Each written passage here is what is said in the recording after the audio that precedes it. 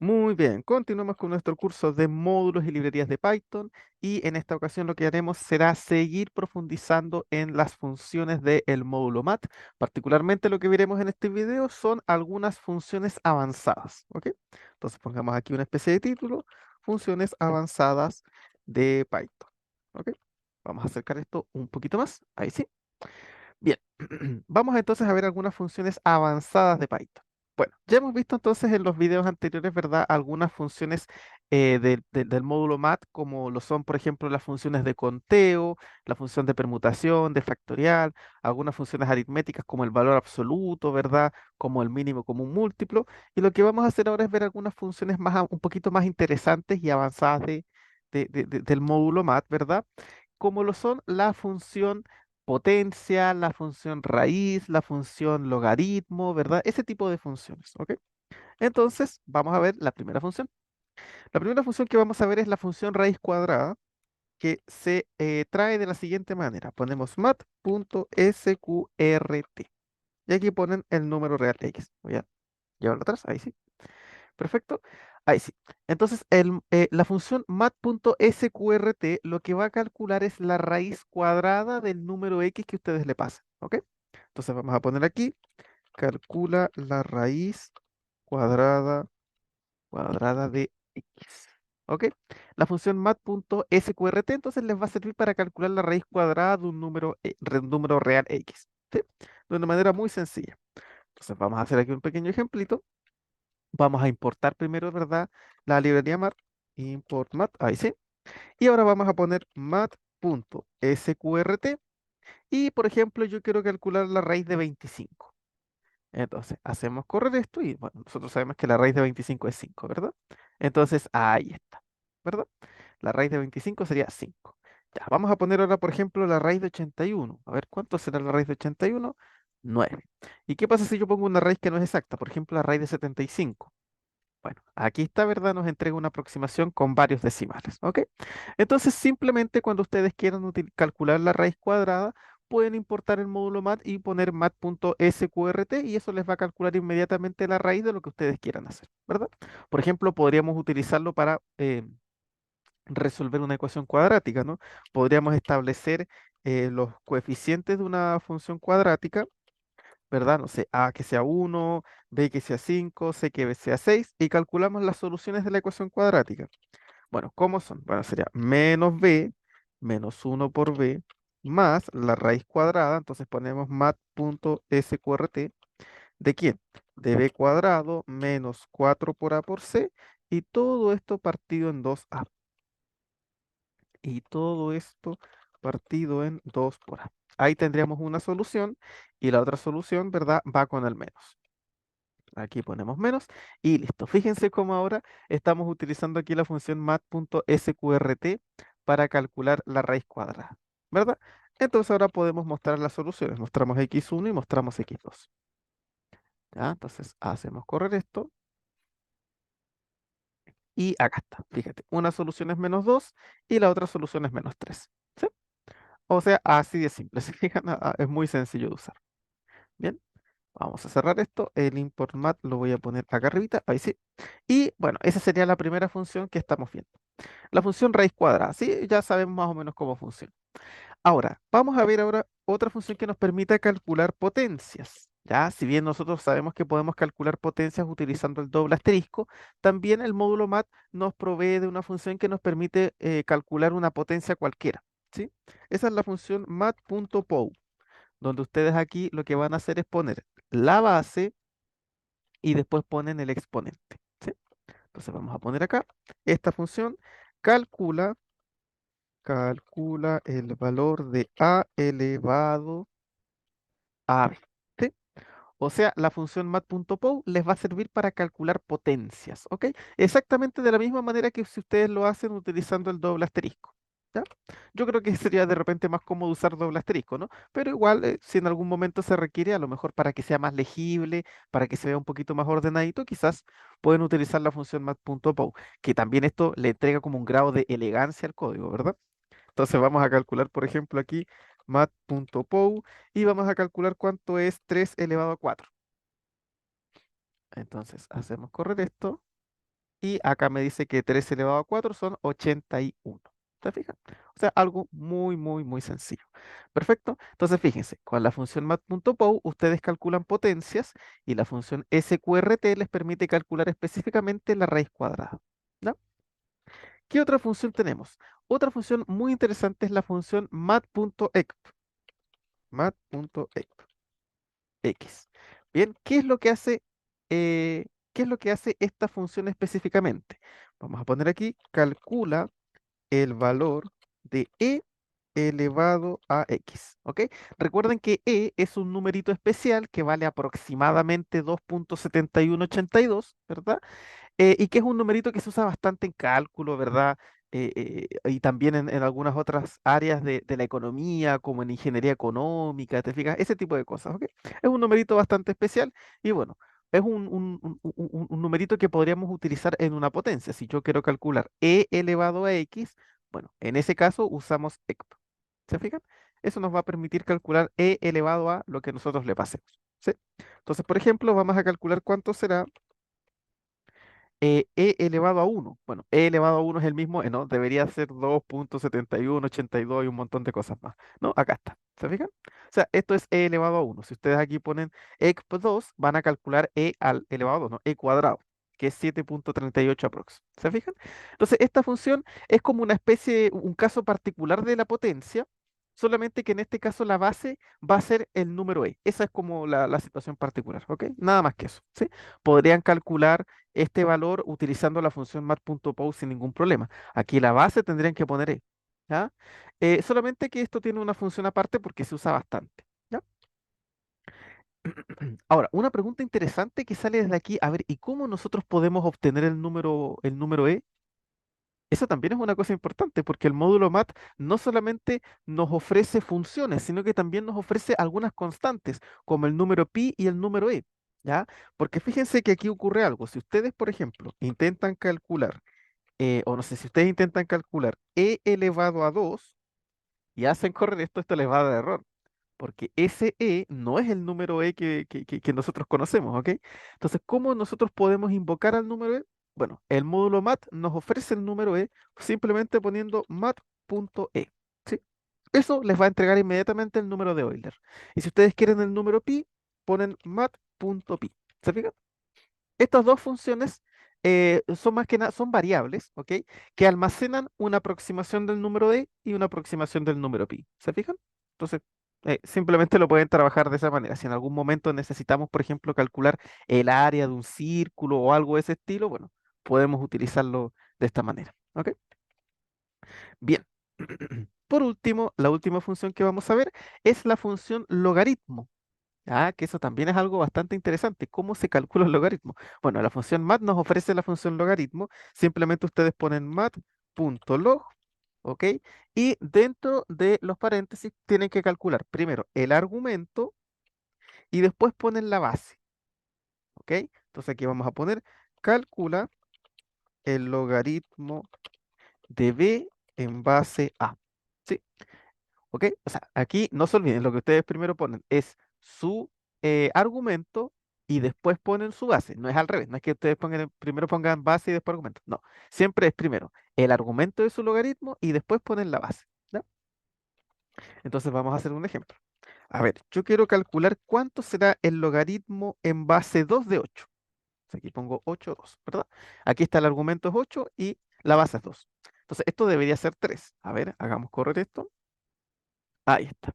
¿Se fijan? 3. Se fijan, con esto ustedes pueden calcular cualquier logaritmo, ¿no? A ver, vamos a poner algo que nos entregue algún decimal. El logaritmo de 5 en base 2. Hacemos correr esto y fíjate aquí nos entrega un número decimal. Ustedes lo pueden aproximar y jugar con eso. ¿Se fijan? Entonces, así de simple ustedes pueden tener acceso a estas funciones que son ya un poquito más avanzadas. ¿Ya? Que son, fíjense, por ejemplo, la función logaritmo no la teníamos nosotros, ¿verdad? En nuestros programas, ¿verdad? No teníamos una forma de calcular un logaritmo por el momento. Ahora con esta función de logaritmo ustedes pueden calcularlo sin ningún problema. ¿Ok? Entonces aquí tenemos una serie de funciones que ustedes pueden utilizar, ¿verdad? Sin ningún problema. ¿Ok? ¿Para qué podríamos usarla? Bueno, vamos a hacer un par de ejemplitos. Por ejemplo, ya que tenemos la función, bueno, fíjate, ya que tenemos la constante pi y que podemos calcular potencias y cosas así, bueno, podríamos hacer un programa, ¿verdad? Que nos calcule el área y el perímetro de un círculo, ¿verdad? Vamos a poner aquí una función que se llame perímetro, uy, perímetro, y la vamos a almacenar en una lambda. ¿Ya? Hace rato que no utilizamos lambda, ¿verdad? Vamos a poner una lambda porque la verdad es que la fórmula del perímetro es muy fácil. Lo único que necesitamos es el radio, ¿verdad? Y simplemente cómo se calcula el perímetro eh, de un círculo o de una circunferencia. Bueno, 2 por pi por radio, ¿verdad? Entonces tenemos que poner aquí 2 por pi, mat.pi por el radio. Y esto lo vamos a redondear porque puede ser que nos salga con muchos decimales. Vamos a permitir un máximo de 4 decimales. ¿Sí? Y listo. Ahí tenemos una función que calcula el perímetro. Podemos tener otra que calcule área, ¿verdad? Y aquí el área, ¿cómo va a ser? Vamos a poner lambda. Para el área también necesitamos el radio, ¿verdad? Vamos a redondear también con 4 decimales. Y el área sería simplemente pi por radio al cuadrado. Entonces ponemos mat.pi, ¿verdad? Mat.pi por el radio al cuadrado. Bueno, como esa es una potencia, podemos poner mat.pou, ¿verdad? R,2. ¿Se fijan? Entonces, esta función, una me calcula el perímetro y la otra me calcula el área. Entonces, vamos a llamarla. Vamos a poner print. Uy, vamos a poner aquí perímetro. Y supongamos que yo quiero calcular el perímetro de una circunferencia de radio 4.